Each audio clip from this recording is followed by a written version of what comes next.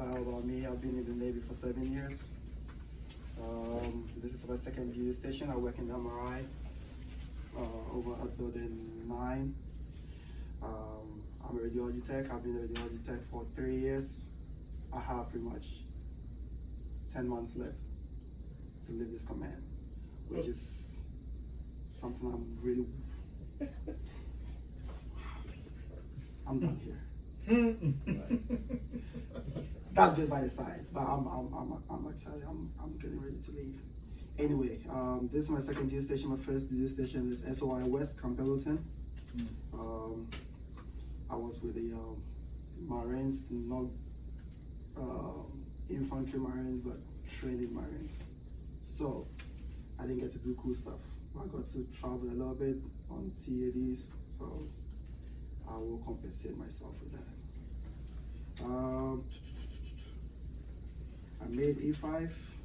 It's not to brag, you know, it's just facts. Sometimes people get lucky, sometimes people don't. But I think sometimes I get lucky with studying, so usually I like to give out stuff which I feel helps me, maybe might help you. Everybody has their own way of studying. So I made E5 in pretty much almost, I'll say, 4 years. And I've never been marked. All my advancement are through the exam. I don't throw away my EAP materials because I don't like going over stuff over and over again. I'm lazy with learning sometimes, so I like to make it easy for me. So that's how some people say you work smarter, not harder, right? So this stuff, please, I'll say if you want to take pictures, do, and then use it for your next advancement. Just so you don't have to worry about what do I have to know about this, what do I have to know about that. We'll touch on quality assurance first, which pretty much is the basis for this JCO inspections and all those stuff. Pretty much that's where this whole JCO thing is coming from. The materials I gave you are some key stuff I think you might want to know about quality assurance. I haven't really seen much questions on that, but I think one question I've seen on quality assurance is the delinquency or deficiency, one of those Ds. That has to do with medical record delinquency. Delinquency, or there's another either delinquency or deficiency. One of those Ds I have seen on the test before. A quick tip you guys can use, which I always do use and I still use, I'm using now, is learning to stick with the bibs that belongs to you. Because the Navy pretty much wouldn't go outside the bibs.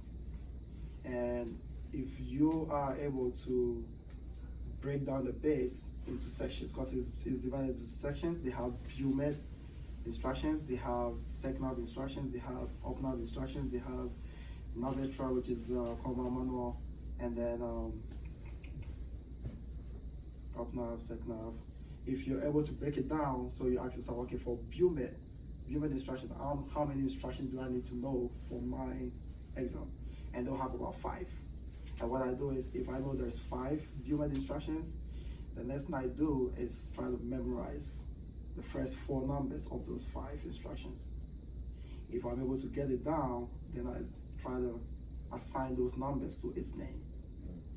The reason why this helps is there's no way that they're gonna ask you, so I'll go back.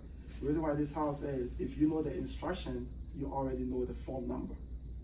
So if they ask you, what's going on? Agent, I should have listened to you. Okay. He said I should have listened. All right, there you go. I heard something. All right, so another one. QA point. One thing about these bibs is if you know the instruction number, like BUMED instruction, right? If I was taking your guys' test, what I'm gonna do is for the BUMED section, I ask myself, okay, how many BUMED instructions do I need to know? Let's say 4. All right. One of them is BUMED instruction was 6010.13, right? I'm not going to worry myself about anything else. I'm just watching. Oh, okay. It's alright. How you doing? I know that's from the room, sorry. I'm trying to change this up other place. So one thing I'm going to try to memorize is the first 4 numbers. So you know that on the test, if you see anything or they ask anything about quality assurance, you're pretty much looking for any answer with 6010 in it, right? And instructions do have period and forms have slashes. Right. So if they ask, oh, okay, what form are you going to use when, like a question about quality assurance, right? For me, what I'm going to do is I'm going to go straight to the answers and look out for which of the answers has 6010. Sometimes the difference I've seen with our test and the E5 test is usually they don't bring in, they don't give you answers that has like 2 of the 6010s, which you have to pick one out of. Usually you have the 6010 and others. With ours, you will have like two of the 6010s and you have to figure out, okay, is it 0.13 or 0.05? So if you're able to do that, I think you will be helping yourself a lot. So quality assurance, the instruction is BUMED instruction 6010.13. You have to know this and attach the name to it. Let's see. All right, why was this instruction established? This instruction was established, right, to assign responsibilities for quality assurance and risk management activities in Navy fixed and non-fixed medical and dental treatment facilities. So if maybe the question, they ask a question, which instruction was set to standardize the responsibility of quality assurance, you know, you're going for BUMED instruction 6010. I've not seen the year before, but I highlighted it. One thing about Navy advancement exam is they are big on dates, periods, and forms, right? They'll ask which year was this, that. How many months do you have to do this? What is the, like usually when you're reading an instruction, you see numbers. Please take note of the numbers. So it was established in 1984. And you know, previously, dental was separate from medical, right? Like medical, but eventually both got incorporated. And which year did both of them get incorporated? 1989, right? That's when they had a single instruction covering both dental and medical. But QA, the instruction was originally issued in 1984.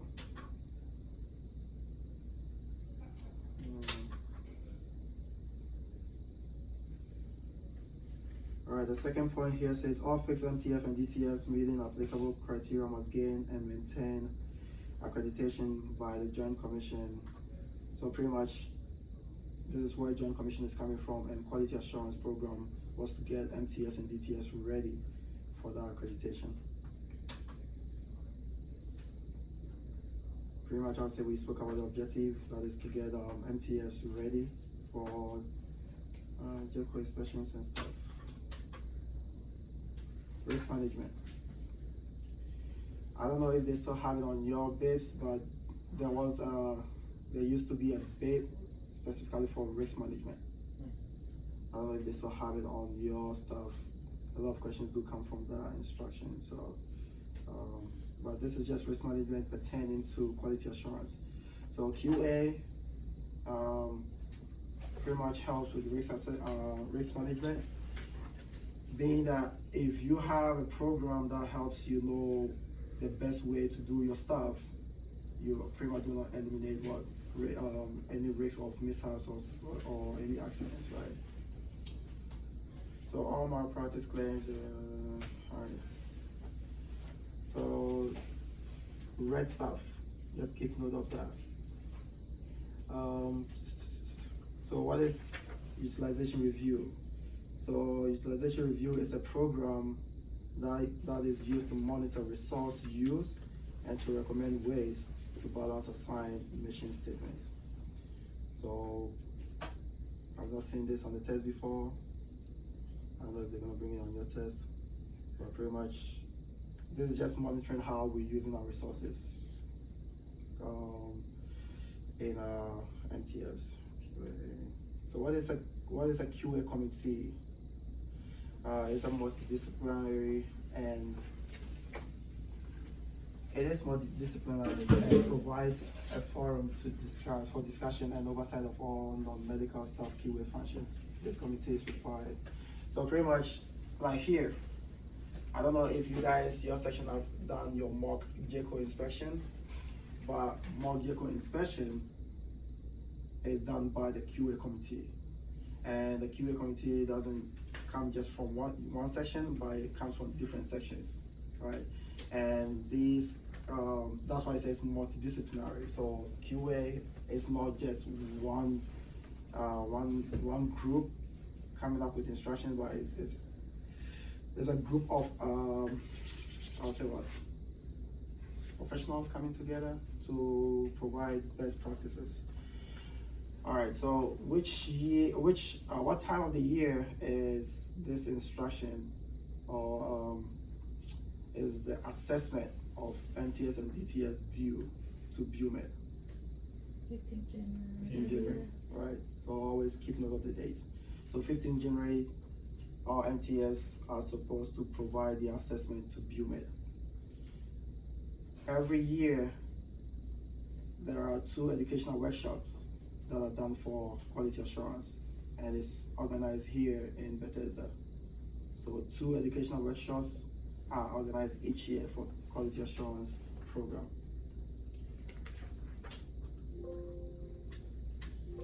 Okay, that is it.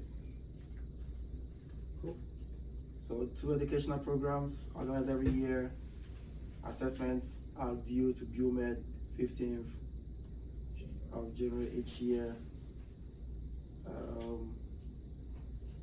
There's only one ECOMS per. So ECOMS is Executive Committee for Medical Staff. So every MTF and DTF has one each. One committee in charge of medical staff, and then one committee in charge of dental staff. Right, that should be it. Any questions? I don't think there should be any questions, because if you ask me, I don't think I will have any answer for you. Please don't ask me the question. All right, let's move on to the next one. So I gave you those. I couldn't design a material like that for the other one, the sickle screeners. So I apologize for that. All right. So what is the instruction for quality assurance? 6010.13. All right. So if there should be a question about a form, where do that? It's working. Okay. There you go. If there should be a form in relation to quality assurance, is the form number going to have a period or a slash? If form is slash, instruction is period, right? All right, sickle screeners is also a BUMED instruction. So pretty much you guys are covering 2 of the BUMED instructions in your bibs, right? You've already memorized 1, which is 6010. So when you say 6010, you know they're talking about quality assurance. The next one you have to, if you can, memorize is 6550 or 9 probable if you need to add that. And what is 6550? BUMED instruction is 6550. Policy and guidance for sickle screener program. Alrighty. So why do they have this instruction? So the instruction is to provide policy and guidance regarding qualification, duties, supervision, education, and quality assurance of Navy sickle screeners, and to standardize the sickle screeners program.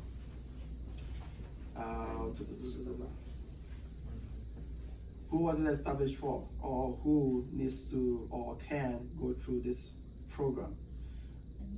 From E1 to E6.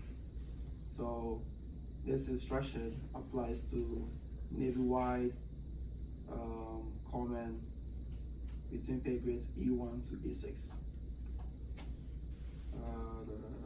So pretty much this policy was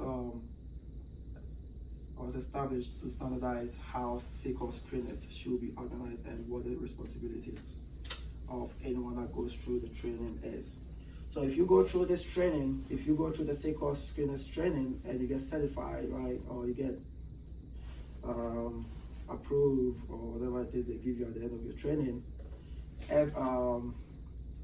let's say you get deployed or you sign up for an IA and you've not done your training yet. Usually they have you go through the program faster just so you can deploy and go help out. So the instruction here, the first point says to train HM for service with operational units. HM deploying on IA within 180 days have priority, right? So one of the reasons why they have this instruction or SQL screeners program is to help us get ready to work with operational units. That's not the only program. They have several programs to get you ready, but this is one of them. FMTB and all those stuff are all training programs that gets you ready to go with operational units.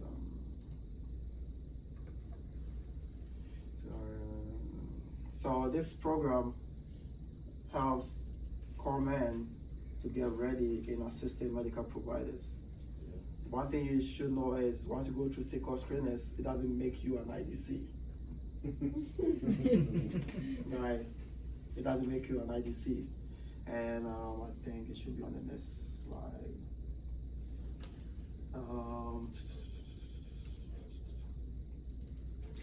Alright, so SQL screeners program shouldn't exceed 60 days. Right? It shouldn't exceed 60 days.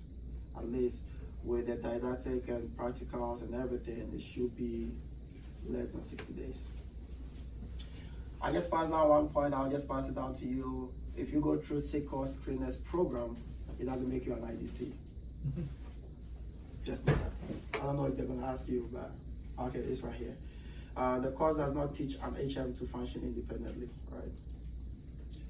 So once you go through the SQL screeners program, for you to be certified, trainees receive at least 8 hours of supervised, right? Supervised, because you're not an IDC, so you need to be supervised whilst you're doing this. So every year, you have to do 8 hours of supervised clinical in-service training. Once you go through the training and the key, like HMSB, when you go through HMSB, they give you a form, they give you a pass on whatever skills you pass. SQL screeners has a similar thing. At the end of the training, they upload those documents or your competencies into the SQL screeners electronic training record. SQL screeners electronic training record, which can be found on Navy Medicine's learning management system. I don't know if this is really necessary, but I have it there. This is the last slide. SQL screeners program managers. Who can be a SQL screeners program manager or site supervisors? Who can be, or which rank can be assigned to be managers of these programs? E7 and above. Nurse practitioners. So pretty much nurse practitioners, medical officers, Yeah. right? E5, E7 and above. And if they don't have any of those guys in your section or your area or your command, then an E6 can be in charge of the program. I'm done. Cool.